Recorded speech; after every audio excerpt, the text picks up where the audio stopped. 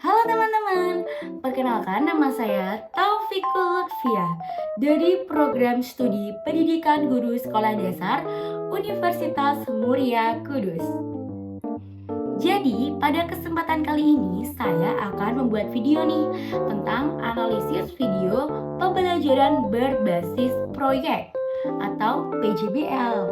Nah, analisis video yang saya buat kali ini ditugaskan oleh Ibu Dokter Risti SPD MPD. Berikut simak videonya ya. Nah, jadi ada yang tahu nggak sih apa yang disebut PJBL itu atau Project Based Learning? Nah, apa ya? Nah, dari kata-katanya project berarti proyek dong. Ya, benar sekali. Jadi, pembelajaran berbasis PJBL ini adalah pembelajaran berbasis proyek. Maksudnya adalah pembelajaran ini dilaksanakan itu sebagai sarana untuk mencapai kompetensi dan ilmu pengetahuan serta keterampilan. Nah, proyek ini dijadikan sebagai wahana atau wadah dalam merealisasikan hal tersebut. Dalam PJBL atau Project Based Learning, kerjasama antar tim itu sangat diperlukan. Koordinasi dan kerjasama agar proyeknya dapat berjalan dengan lancar. Nah, sekarang kita akan berlanjut kepada penjelasan yang akan kita bahas nih, yakni kita akan menganalisis video pembelajaran berbasis PJBL yang ada di laman YouTube. Nah, berikut simak videonya ya. Nah, pembelajaran berbasis PJBL ini dilaksanakan di SDN 1 Kramat. Untuk tentornya sendiri atau pendidiknya sendiri adalah Ibu Rini. Nah, ada yang tahu nggak sih kira-kira jumlah siswanya berapa? Kita lihat dulu ya. Sebentar. Nah, satu kelompok itu terdiri dari 5 sampai 4 siswa. Nah, yang terlihat di sini sepertinya Ibu Rini membagi kelompok-kelompoknya menjadi 4 orang. Jadi, setiap satu kelompok terdiri dari 4 orang. Karena terdapat 5 kelompok, maka 4 kali 5, yakni terdapat 20 orang.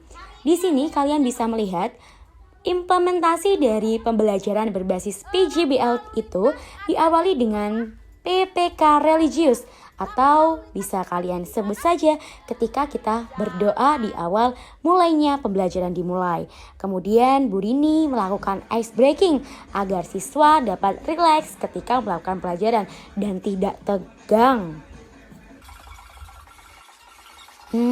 Bisa dilihat kan antusias siswanya tuh kayak mana?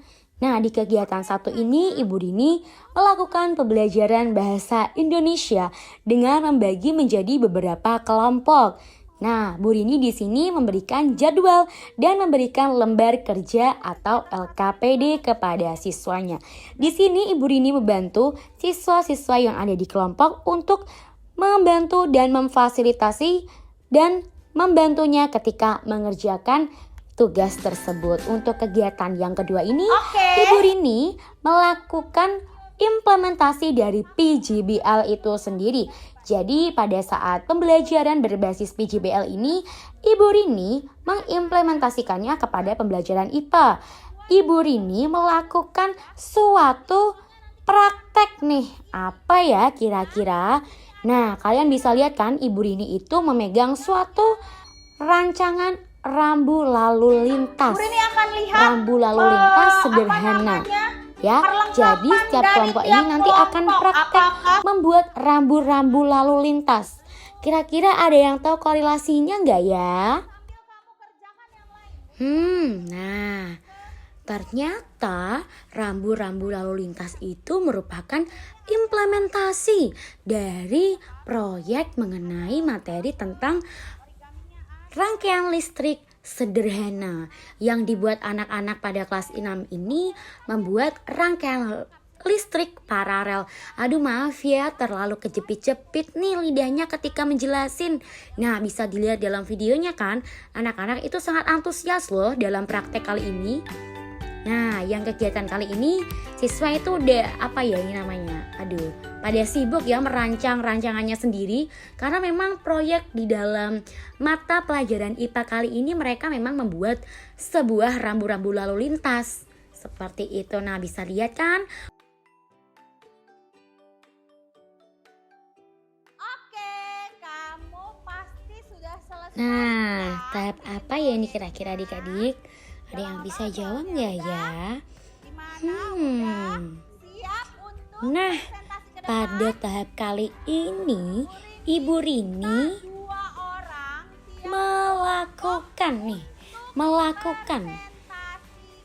menawarkan dan melakukan presentasi penilaian hasil dari kegiatan proyek tersebut.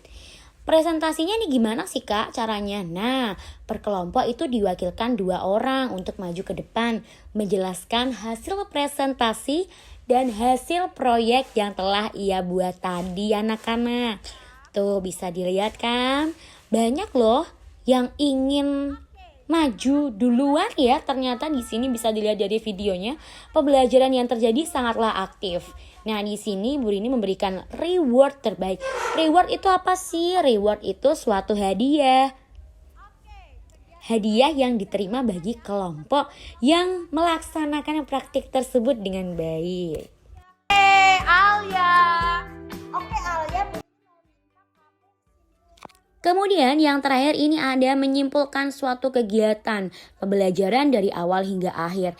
Jadi Ibu Rini itu memberikan suatu kesempatan bagi para siswanya untuk menyimpulkan kegiatan yang telah ia lakukan. Nah, di sini ada adik nih. Adik-adik ini ada yang menyampaikan dan menyimpulkan pendapatnya mengenai simpulan yang ia dapat berikan mengenai kegiatan yang telah ia lakukan. Nah, di sini pembelajaran sudah selesai dan anak-anak berdoa untuk pulang. Nah, di sini berdoa sebelum pulang itu juga mencerminkan suatu kereligiusan dari mereka loh. Nah, di sini pembelajaran sudah berakhir. Pulang, hati-hati di jalan ya. Nah, dari sini kalian bisa menyimpulkan kan kelebihan dan kekurangan dari pembelajaran PJBL itu sendiri. Kalau kelebihannya kira-kira apa yo? Nah, di sini Kak Fia mau jawab. Yang pertama, kelebihan dari PJBL itu yang pertama, anak-anak itu akan bekerja sama dengan baik dengan teman sebayanya atau anggota timnya sehingga memupuk rasa kerjasama dan rasa sosial serta tenggang rasa yang baik. Yang kedua, dengan menerapkan pembelajaran berbasis PJBL, maka siswa dapat menemukan permasalahan-permasalahan yang ada serta mereka akan berusaha menemukan solusinya. Seperti itu. Yang ketiga, siswa akan memiliki lebih banyak pengetahuan dan wawasan karena dalam posisi seperti ini atau kondisi pembelajaran PJBL, guru hanya sebagai fasilitator saja dan siswalah yang akan mencari jawaban dari permasalahan yang ada. Yang keempat, apalagi ayo? Terciptanya kelas yang aktif itu dapat memotivasi siswa agar belajar lebih giat lagi karena pembelajaran yang ada itu sangat menyenangkan loh. Seperti itu. Nah, terus kekurangannya sekarang apa Kak? Kalau kelebihannya aja banyak.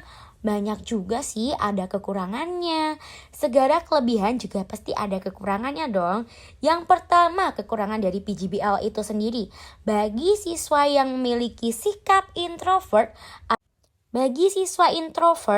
mungkin mereka itu akan susah dalam mengikuti pembelajaran yang ada karena mereka dituntut dapat aktif di kelompoknya tersebut.